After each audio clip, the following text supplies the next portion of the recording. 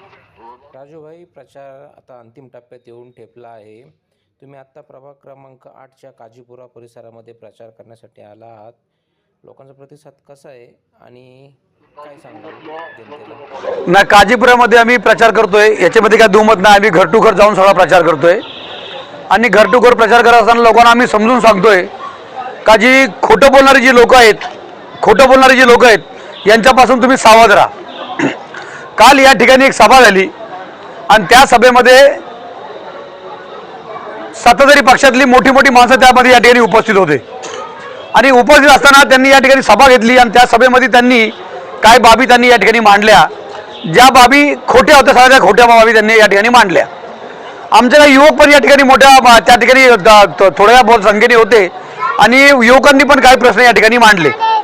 युवकांनी जेव्हा त्यांच्याकडे प्रश्न मांडले तर युवकांनी प्रश्न मांडल्यानंतर आमच्या एका युवकांनी सांगितलं का साहेब, आमचे बरेच लोक या ठिकाणी आता शिकलेले आहेत, आमचे बरेच युवक आता या शिकलेले आहेत, यांच्यासाठी रोजगारासाठी काय. आणि जेव्हा हे रोजगारासाठी त्यांनी या ठिकाणी विचारलं तर रोजगारासाठी निवडणुकीसाठी त्यांनी कोणत्याही प्रकारचं काही उत्तर दिलं नाही आणि उत्तर न देता फक्त त्यांनी राजकारणामध्ये त्यांना खेळवलं आणि खेळवून त्यांना फक्त त्या ठिकाणी त्यांनी हे केलं. आता कसं आहे का काल या ठिकाणी जेव्हा सभा झाली तर या सभेमध्ये या मनसरचे मी जे तुम्हाला म्हणतो डॉन लोकांना भय दाखवतात का काही लोक म्हणतात मनसरमुक्त नगरपंचायत करायची, मनसरमुक्त नगरपंचायत करायची आणि त्या पद्धतीने असं हे सगळं असं चाललंय. तर हे जे मी बोललो ते माझ्या शब्दावर मी आज पण कायम आहे. कारण तुम्ही जे काय चाळे करतात हे चाळे सगळ्यांना दिसतात. प्रत्येक वार्डामध्ये तुम्ही कधी बघितलं तर ज्या ज्या ठिकाणी म्हणतात का फक्त आम्ही 2 उमेदवार देणार. का हो तुम्ही 2 उमेदवार देणार? मुसलमानांची मतं तुम्हाला 100% पाहिजे आणि उमेदवार देणार फक्त तुम्ही 2 देणार. का बरं? 5 वार्डामध्ये आमची अशी परिस्थिती आहे जिथं 55% 60% मतदान हे मुस्लिम समाजाचं आहे. 9 नंबर वार्डामध्ये 1400 पैकी 900 मतं मुसलमानांची आहे. या 8 नंबर वार्डामध्ये 60% मतदान मुसलमानाचं आहे. 2 नंबर वार्डामध्ये 60% मतदान मुसलमानांचं आहे. 13 नंबरमध्ये 55% मतदान मुसलमानाचं आहे. 10 नंबर वार्डामध्ये 40% मतदान मुसलमानांचं आहे. तर तुम्ही मुसलमानांना जसं डिवाइड करता तसं तुम्ही एकच मुसलमानांना गोळा करून तुम्ही 5 सीट का देऊ शकत नाही? तुम्हाला 2 सीट का पाहिजे? का तर आधे हाकुटारी पिवळ झाल्यासारखं एक सीट इकडून देतो, एक सीट तिकडून देतो. मतं मागताना 100% मतं पाहिजे आणि सीट देताना 2 देता. भीक देता का तुम्ही आम्हाला मुसलमानांना? भीक देता तुम्ही आम्हाला 2 लोकांची देऊन? कशा पद्धतीने 2 देता? आम्हाला मतं द्यायची असेल तर आमचा जिथं जिथं अधिकार आहे, ज्या ज्या वार्डामध्ये आमचं भवितव्य आहे, जिथं जिथं आमचं प्राबल्य आहे ती सर्व जागा त्यांनी आम्हाला द्यायला पाहिजे अशी आम्ही मागणी त्यांच्यापासून सुरुवातीपासून करतोय. परंतु गाजर काय दाखवतात का 2 जागा देऊ, बिलकुल नाही चालणार. आणि काय केलं त्यांनी? काल त्यांनी या ठिकाणी मांडलं, मला हे कळत नाही. मी 50 वेळा सांगितलं, काल पण सांगितलं, आज पुन्हा मी सांगतो का मला माननीय नामदार वळसे पाटील साहेबांची क्यू येते क्यू का त्यांचे कार्यकर्ते त्यांना आता 5-25 लोकांसमोर बसून त्यांना भाषण करायला लावतात, लहान पोरांसमोर भाषण करायला लावतात, कुठं घरामध्ये बसून भाषण करायला लावतात, कुठं गल्लीबोळामध्ये नेऊन भाषण करायला लावतात. अरे ते राज्याचे मंत्री आहेत, माजी मंत्री आहेत, एवढं मोठं नाव आहे वळसे पाटलाचं आणि तुम्ही हा काय खेळ मांडलाय? आणि येऊन जाऊन कुठं 8 नंबर वार्डामध्ये, 9 नंबर वार्डामध्ये, 8 नंबर वार्डामध्ये अहो तुम्हाला एवढं भय, राजू नामदारचं भय एवढं तुम्हाला का असावं? राजू नामदारच्या लोकांचं भय तुम्हाला एवढं का असावं? काय याचं कारण आहे? तुम्ही दुसरं वार्ड नाही का तुम्हाला प्रचार करायला? येऊन जाऊन फक्त इथे येतात, इथं आणि सभा पण करतात, कसे येतात खोटं बोलतात. काय खोटं बोलतात? आम्ही दाखवतात. अहो रोजगारासाठी तुम्हाला आमच्या युवकांनी प्रश्न विचारला, तुम्हाला पाठीमागच्या पण बाईटमध्ये मी सांगितलं का तुमच्याकडे किती संस्था आहेत, त्या संस्थेचा हिशोब द्या, त्या संस्थेमध्ये कामगारांच्या संख्येचा हिशोब द्या आणि त्या कामगारांच्या संख्येमध्ये किती मुस्लिम समाजाचे कार्यकर्ते युवक तुम्ही कामाला लावले त्याचा हिशोब द्या. ते हिशोब देत नाही, उत्तरं देत नाही. कारण उत्तर द्यायला ह्यांच्याकडे आहेच नाही, तर उत्तर काय देणार? उत्तर हे देऊ शकत नाही. आणि काय म्हणतात, आमच्यामध्ये लावतात, आमच्यामध्ये पेटवतात. काय म्हणतात साहेब? भांडण लावणारा माणूस. अहो साहेब, हे तुमचं जे राजकारण ना, हे राजकारण जरा तुम्ही थांबवा आता थोडे दिवस. आम्हाला दाखवायची भोकाडी हिंदुत्ववादी संघटनेची लोकांना बोलून दाखवायची मुसलमानांची भोकाडी. हे तुमचे जे गेम आहेत ना, राजकीय डाव, आता हे कुठेतरी तुम्ही थांबवा. आता तुम्ही एकाच छत्रछायाखाली आहे, तुम्हाला आता हे बोलायचं कुठं अधिकार नाही, तुम्ही आता हे बोलू नका. आणि हे जे तुमचं जे राजकारण चाललंय अशा पद्धतीने, हे राजकारण कुठेतरी तुम्ही थांबवा. हे राजकारण तुम्ही असं करू नका. असं राजकारण किती दिवस करणार? आम्हाला त्यांची भोकाडी दाखवणार, त्यांना आमची भोकाडी दाखवणार. परंतु मनसरचे नागरिक सुज्ञ नागरिक आहेत मनसरच्या लोकांना हिंदू मुसलमान असा काही फरक पडत नाही. आम्ही कालही बरोबर होतो, आजही बरोबर आहे आणि उद्या पण आम्ही बरोबर असणार. अशा पद्धतीने तुम्ही खोटं बोलू नका. 35 वर्ष पाण्याचा प्रश्न तुम्हाला मिटवता आला नाही मनसरचा, आणि आता तुम्ही गाजर दाखवता का? इकडे डॅम बनवणार आहे, तिकडे डॅम बनवणार आहे, पाण्याचा प्रश्न सोडवणार आहे. हा फक्त गाजर दाखवायचं कारण तुम्ही आता बंद करा. ही निवडणूक नगरपंचायतची आहे. आणि काय म्हणता, लोकसभेला समीकरणं वेगळी, राज्यसभेला समीकरणं वेगळी, नगरपंचायतला समीकरणं वेगळी. का वेगळी हो? लोकसभेला तुम्ही भाजप बरोबर, राज्यसभेमध्ये तुम्ही भाजप बरोबर, इथं मंचर नगर पंचायतमध्ये तुम्ही भाजप बरोबर.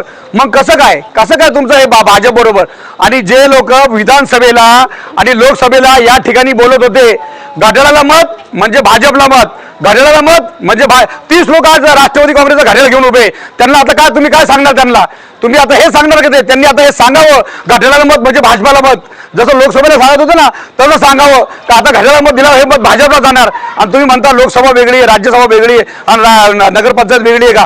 सगळे एकच आहे. कोण राज्यसभा वेगळी नाही, लोकसभा वेगळी नाही. आता दिलेला माणूस, आता निवडून येणारा माणूस पुढच्या काळात पण हा कुणाच्या बरोबर जाणार हे लय महत्वाचं काम आहे. हे लक्षात ठेवा. सगळ्या जनतेला मी या ठिकाणी आव्हान करतो, हे तुम्ही लक्षात ठेवा आणि यांच्या खोट्या भूलथापांना बळी पडू नका. आता एक म्हण आहे माहिती का, ढवळ्यापाशी भांडला पावळ्या, वान नाही तर गुण लागला. हे एक चांगली म्हण आहे मराठीमध्ये. तसा वान नाही तर गुण लागला. आता ह्यातला लागला काय वान नाही तर गुण लागला. आता हे काय म्हणतात, कशा पद्धतीने म्हणतात का बाबा ढावळ्या सहज वाढला पेवळा, कसा नाही. आता यांचं काय चाललंय, हे जे वरची लोक आहेत भाजपची लोक, यांचं आयुष्य गेलं मशीद मंदिर दर्गा, मशीद मंदिर दर्गा याच्यावरती राजकारण करण्यासाठी. आता आमच्या समाजाचं एकतर्फा ठरलेलं आहे का कोणत्याही राजकारणामध्ये दर्ग्याचं मशिदीचा नाव घेऊन कोणी फिका मागायचा नाही, जोगवा मागायचा नाही, मतदानाचा जोगवा मागायचा नाही.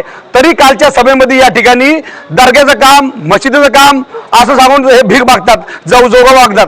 अरे काय लावलं तुम्ही, कशाला चालवलं तुम्ही? हे दोन समाजामध्ये तेढ कशाला निर्माण करता?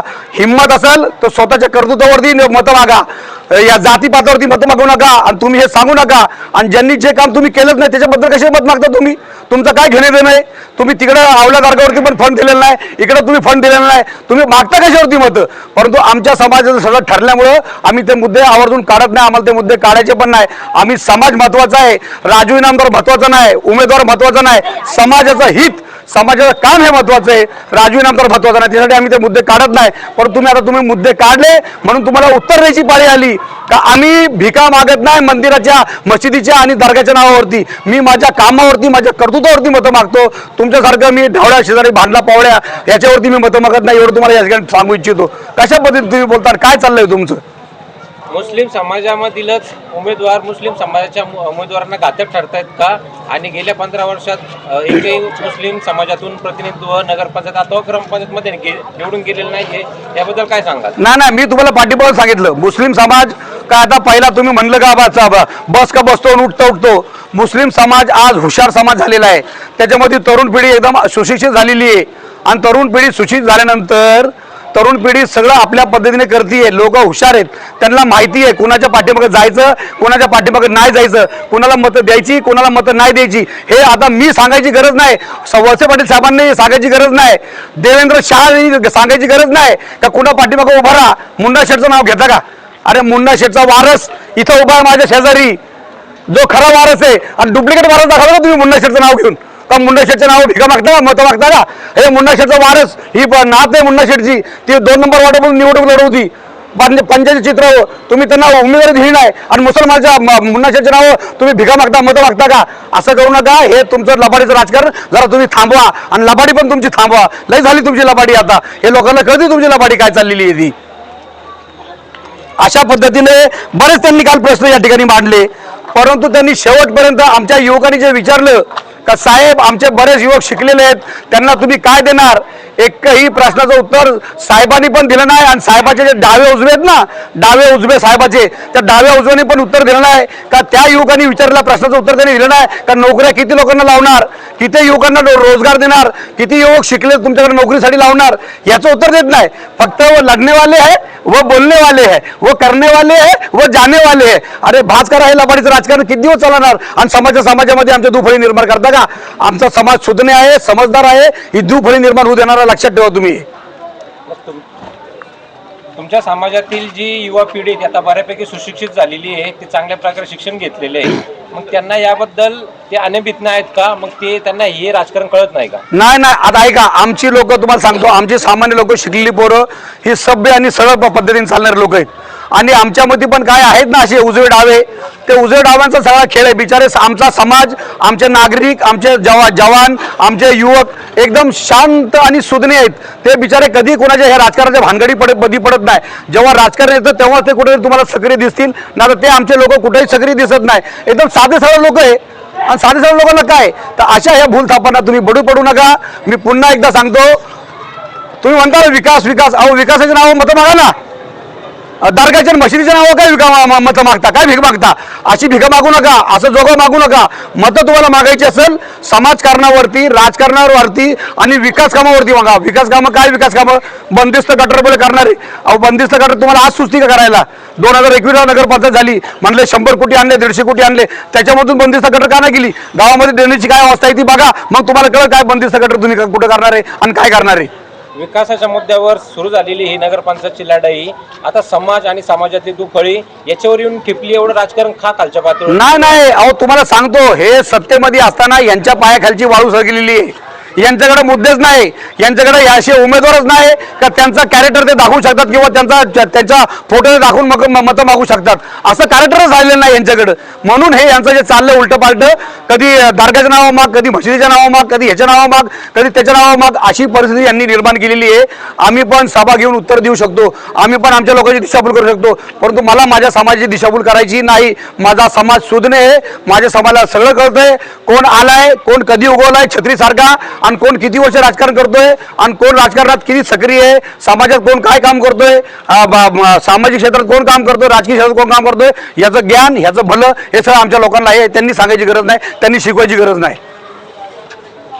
आणि पुन्हा एकदा मी आपल्या माध्यमातून सर्व मंचाच्या नागरिकांना पुन्हा एकदा आवाहन करतो. मला काल पण सांगितलं होतं, हे सगळे लोक एकाच ठिकाणी आहेत.